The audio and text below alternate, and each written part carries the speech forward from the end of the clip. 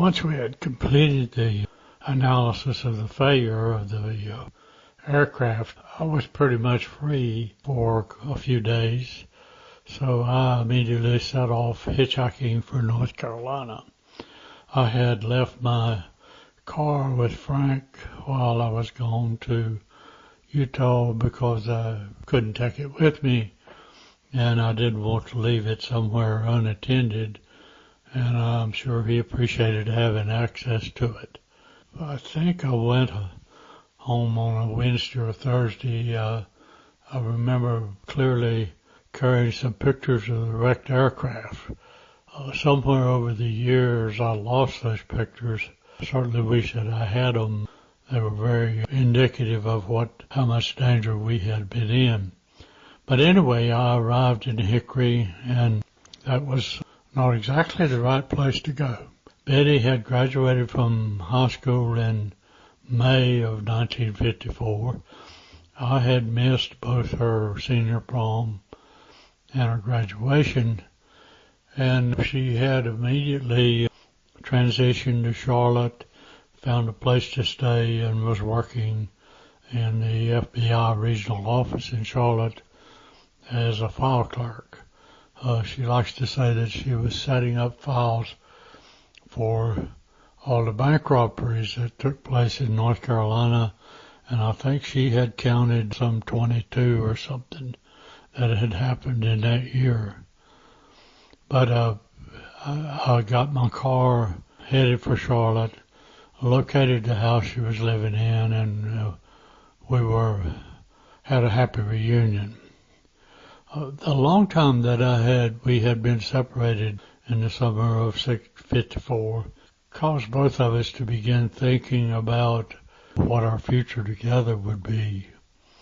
And as time progressed, in 1954, we talked a lot about what our choices should be. Obviously, we had to look at the fact that I was going to be transferred to a sea duty slot and would be traveling to the Mediterranean, and we would be separated again for 6 months. As time evolved in 1954, we became more convinced that we wanted to go ahead and become married, even if we were going to be separated some in the early part of our marriage. We decided that would be the right thing to do. I remember that I had some leave time, and maybe it had to do with the transition of duty, but I was going to be home sometime around Thanksgiving, and my plan was to give Betty a ring at Thanksgiving. Now, I'm still a PO third class, and I'm not rolling in money. So I went to the paymaster and talked with them about whether or not I could get an advance pay. And they agreed that I could. The only kink in it was that I had to wait till a certain day to get it. And I actually would be able to go to North Carolina prior to that date.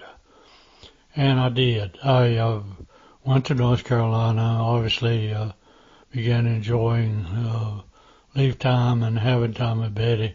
And also, my friend Wade Spencer was in town.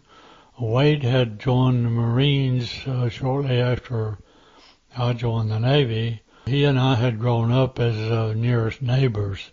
The Spencer family lived directly north of the farm that I grew up on, the Bowman farm, and we were always very close to each other. And in more recent years, high school years particularly, we had become very, very close friends. I also ran into Wade during my stay in Jacksonville at AE school.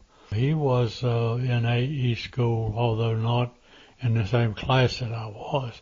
So he was home for some time during that Thanksgiving week. And after I had been home 2 or 3 days, I decided to go back to Johnsville and get my advance pay, go into Philadelphia and pick up Betty's ring.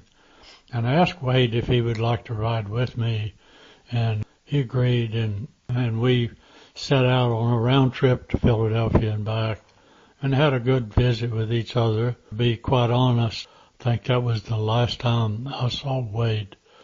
He stayed in the Marine Corps, and many years later heard that he had passed away, that he had stomach ulcer or stomach cancer or something. And I'm thinking later when I hear people talking about the chemical problem at Cherry Point that he might have been a victim of that.